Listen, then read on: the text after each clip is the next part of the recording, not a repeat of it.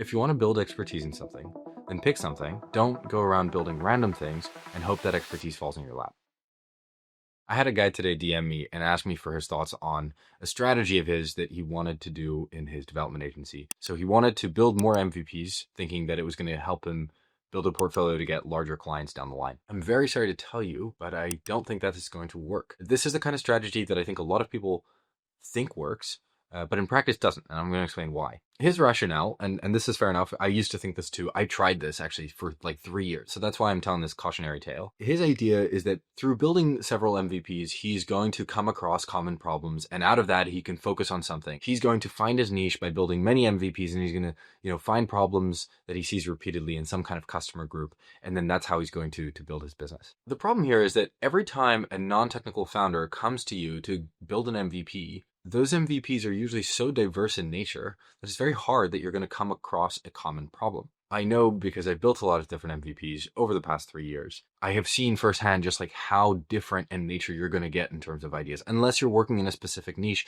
But even within niches, if you look at, I don't know, e-commerce or maybe health tech, you're still very likely to get a lot of different kinds of MVPs. The whole notion that you build minimum viable products for non-technical founders means that you are probably building for people who are trying to do something new.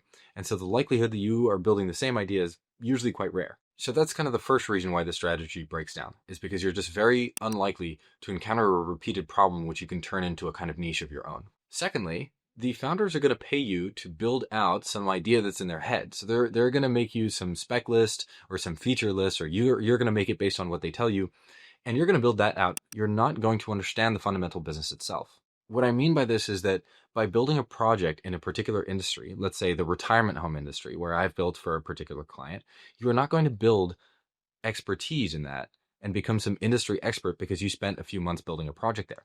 So for example, I have a client which I've been working with for a long time now, and we help them build software in the retirement home space. And it's a cool niche, but I'm certainly no expert in that space. I know a little bit more than the average person maybe, but I'm not paid to speak with the customers at the end of the day. I can't pursue a business opportunity in the retirement care home space because the only kind of problem that I know exists, I was paid to build a platform to solve. And so I can't go and steal my client's business. Even if I wanted to copy it, which I think is, not in very good faith, but even if I wanted to copy their business and go after the same market that they're going after, they already have the customer contacts that I don't. I'm going to start in the losing position. Not to mention the fact that it's not even a very nice thing to do in the first place to steal your client's business, right? If you get a reputation for stealing people's ideas and not, behaving very ethically, people are going to not want to work with you. These two reasons already create a pretty bad situation for you. So you're unlikely to see repeated problems.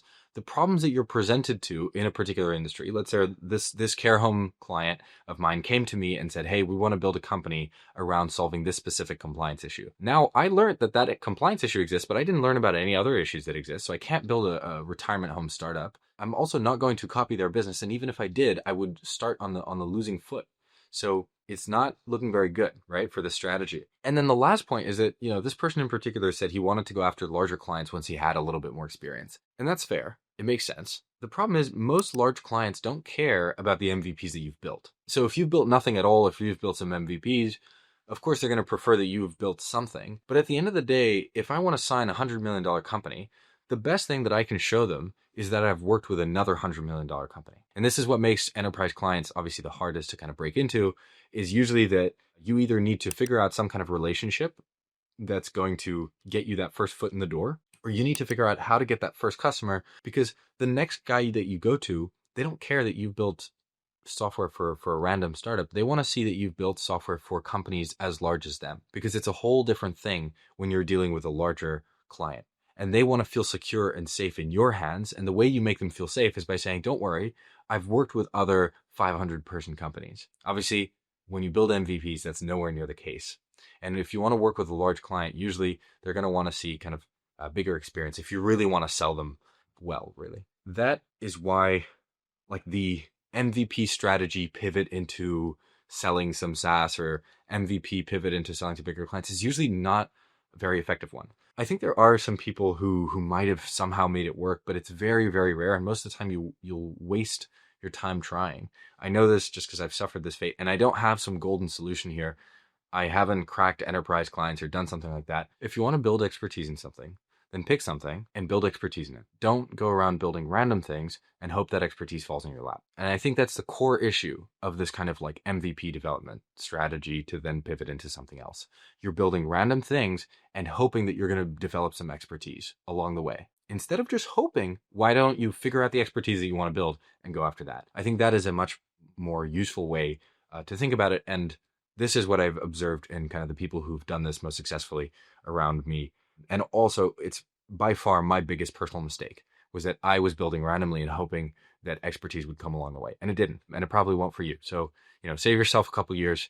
Don't make the same shit mistakes that I did. I hope this is useful if you have any kind of software development agency, anything like that. Leave any questions in the comments below. I'll reply to them. And if they're good, then maybe I'll make a video on them too. Thank you for watching. And I hope you have a great rest of your day.